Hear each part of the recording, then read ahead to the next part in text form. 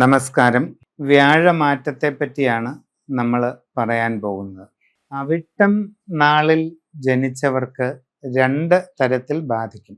അവിട്ടം മകരക്കൂറിൽ ജനിച്ചവർക്ക് വ്യാഴം മാറുന്നത് 7-ലോട്ടും കുംഭക്കൂറിൽ ജനിച്ചവർക്ക് 6-ലോട്ടുമാണ്. ഈ രണ്ട് മാറ്റങ്ങളും തമ്മിൽ വളരെ വ്യത്യാസമുണ്ട്. ഇവിടെ ഉച്ചക്ഷേത്രമായ കർക്കടകത്തിലോട്ട് വ്യാഴം വരികയാണ്. അതുകൊണ്ട് സാമാന്യമായിട്ട് രണ്ടു കൂട്ടർക്കും ഗുണം കിട്ടും. ജീവിതത്തിൽ ആഗ്രഹിക്കുന്നത് പോലെ നല്ല പുരോഗതി ഉണ്ടാകും, നേട്ടങ്ങൾ കൈവരിക്കാൻ കഴിയും. സാമ്പത്തികമായി വളരെ വിപുലമായ പുരോഗതി നിങ്ങൾക്ക് കൈവരിക്കാൻ കഴിയും. സമ്പൽ സമൃദ്ധി നേടും. പുതിയ വീട് വാങ്ങാൻ അവസരമുണ്ടാകും.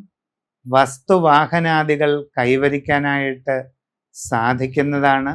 ഗൃഹനിർമ്മാണം ആഗ്രഹിക്കുന്നവർക്ക് അധികം വൈകാതെ അത് ആരംഭിക്കാൻ കഴിയും. ഒരു കൃത്യനിഷ്ഠയോടുകൂടി പണി തീർത്ത് പണി പൂർത്തീകരിച്ച് താമസം തുടങ്ങുവാനും നിങ്ങളെ കൊണ്ട് പറ്റും.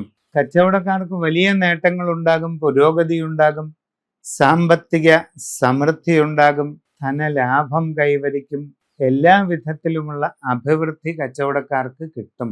നിങ്ങളുടെ ബിസിനസ് മേഖല വിപുലീകരിക്കാൻ ശ്രമിക്കണം. കൂടുതൽ വിപുലമായ രീതിയിൽ ബിസിനസ്സിൽ പ്രവർത്തിച്ചുകൊണ്ട് വലിയ നേട്ടങ്ങളിലേക്ക് പോകാൻ അവസരമുണ്ടാകും. വിവാഹ ആലോചനകളിൽ ഉടനെ തീരുമാനമാകാൻ ഇടയുണ്ട്. ഔദ്യോഗിക മേഖലകളിൽ വിവിധ രംഗങ്ങളിൽ പ്രവർത്തിക്കുന്നവർക്ക് അനുകൂലമായ പല തീരുമാനങ്ങളും ഉണ്ടാകാവുന്ന സമയമാണ് ഇപ്പോഴുള്ളത്. വിവിധ മേഖലകളിൽ സ്വന്തമായിട്ട് തൊഴിലുകൾ ചെയ്യുന്നവർക്കും വളരെ ഗുണങ്ങൾ ഉണ്ടാകും. സാമ്പത്തിക നേട്ടം, പുരോഗതി ഇതെല്ലാം ഉണ്ടാകും. മനസ്സിന് സന്തോഷം നിറഞ്ഞ അനുഭവങ്ങളാണ്. ആനന്ദകരമായ മാറ്റങ്ങൾ പലതും ഉണ്ടാവുകയാണ്. ശ്രദ്ധയോടുകൂടി പരിശ്രമിക്കുക. സമഗ്രമായ രാശിചിന്തയിലൂടെ വ്യാഴപ്രീതികരമായ നല്ല അനുഷ്ഠാനങ്ങൾ കണ്ടെത്തി ചെയ്യുക.